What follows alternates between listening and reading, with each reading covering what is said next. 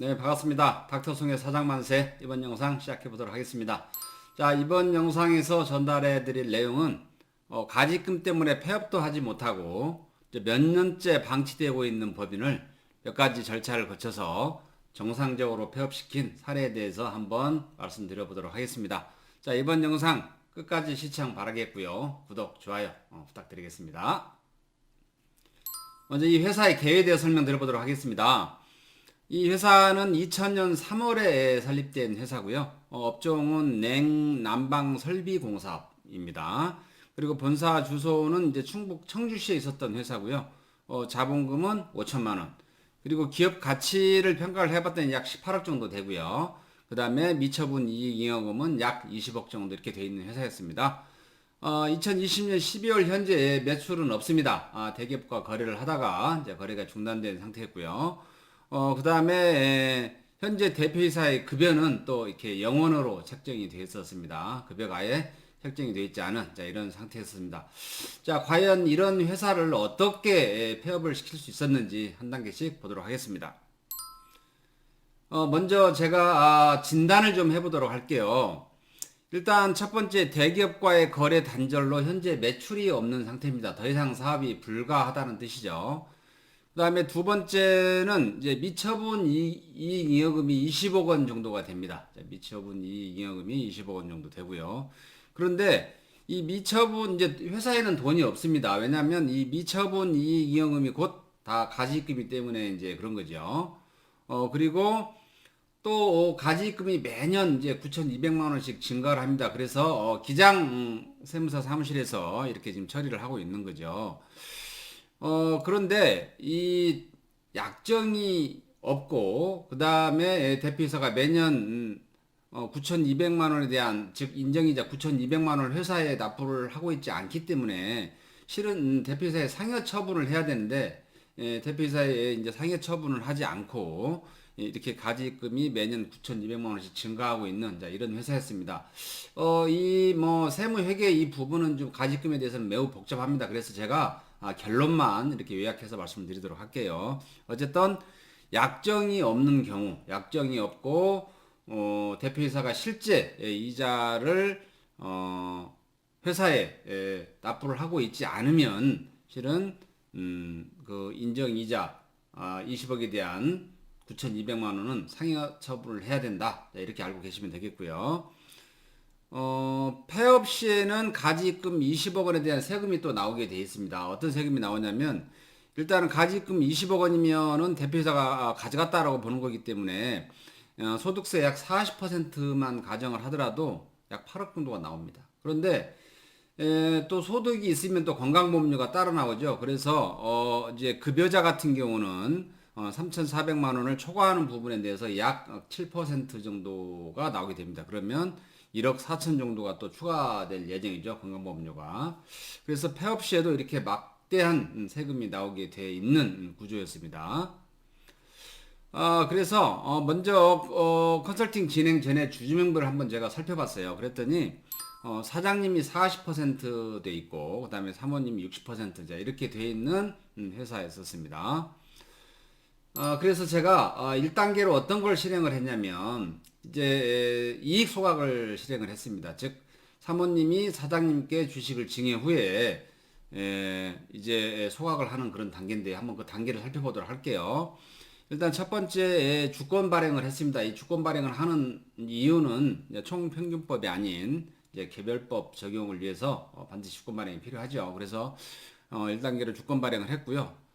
두 번째는 이제 배우자가 사장님께 주식 5,550주 약 10억 원 정도를 증여를 했습니다. 10억 원 정도를 증여를 했고, 그 다음에 이제 사장님은 증여받은 위 주식을 이제 회사에 양도를 했습니다. 그리고 회사는 이 양도받은 이 주식에 대한 이제 소각 결정을 한 거죠. 제가 여기서 양도라고 표현을 했지만 실질적으로 세법상 이게 양도로는 인정되지 않습니다.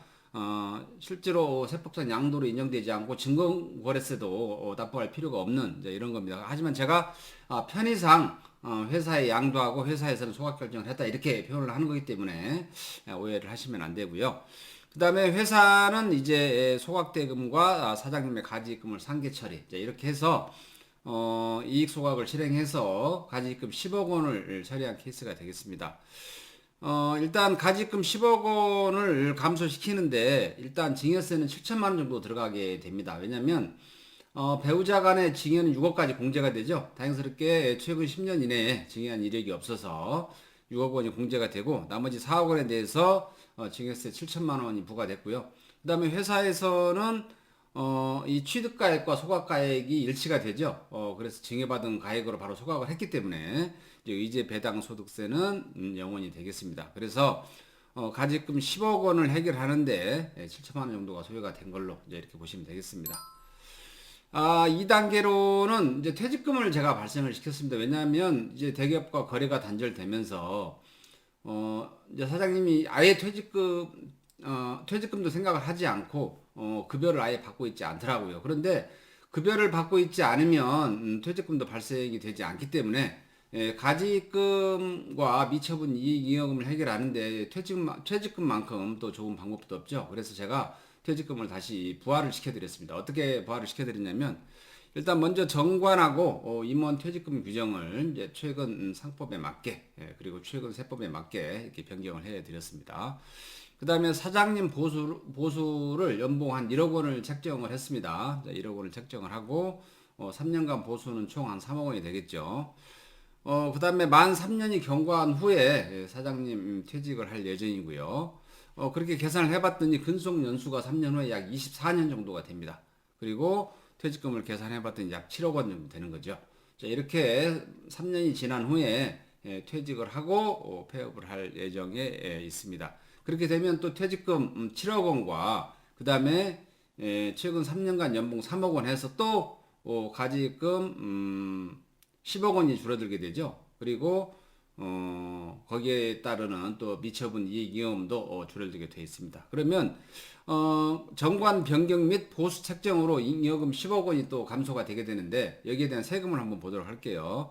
자, 보수 4억 원에 대해서 소득세율을 약 25%로 제가 가정해 봤습니다. 왜냐하면 소득세는 소득 공제도 있고 세액 공제도 있고 또 각 사장님마다 많이 다르기 때문에 약 25% 정도 제가 감안을 해서 실효세율로 25% 감안을 했더니 약 7,500만 원 정도 됐습니다. 그 다음에 퇴직금은 이제 최근에 퇴직에 대한 이제 소득세율이 많이 올라가서 퇴직 소득세가 많이 올라가서 약 평균 한 20% 내외가 됩니다. 좀 낮은 경우도 있고 좀 높은 경우도 있습니다. 근속 연수에 따라서 그리고 또 금액에 따라서 좀 달라집니다. 그래서 퇴직금 7억 원에 대해서 20% 감안했더니 약 1억 4천 정도, 1억 4천 정도 또 세금이 나옵니다. 그러면 가지금 10억 원 해결에 대한 세금 합계가 약 2억 1,500만 원 정도 이렇게 나오게 되죠. 그래서 제가 컨설팅 전후 세금 비교를 한번 해봤습니다. 어떤 차이가 나는지. 먼저 첫 번째 컨설팅 실행 전입니다. 컨설팅 실행 전에 가지금 20억 원에 대한 소득세. 폐업을 하게 되면 가지금 20억 원에 대한 소득세가 바로 나오게 됩니다. 40%만 가정을 하더라도 8억 원 정도 세금이 나오게 됩니다.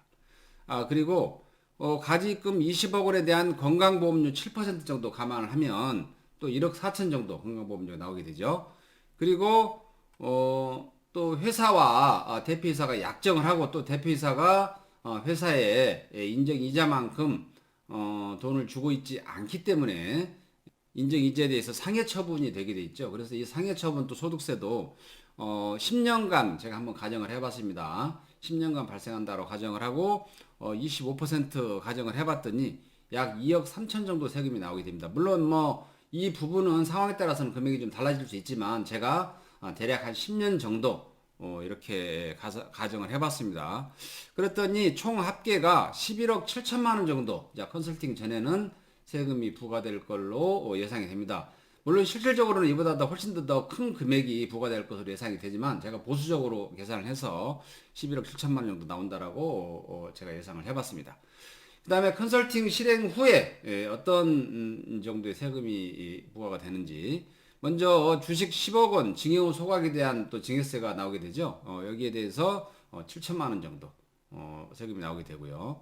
또 3년간 보수 3억 원에 대해서 매년 1억 합계 3억 원에 대해서 25% 가정을 했더니 7,500만 원이 나오게 되고요. 그리고 퇴직금 약 7억 원에 대한 퇴직소득세 이제 20% 가져을 했더니 1억 4천만 원 나옵니다. 그래서 컨설팅 실행 후에는 총 세금이 2억 8,500 이렇게 나오게 됩니다.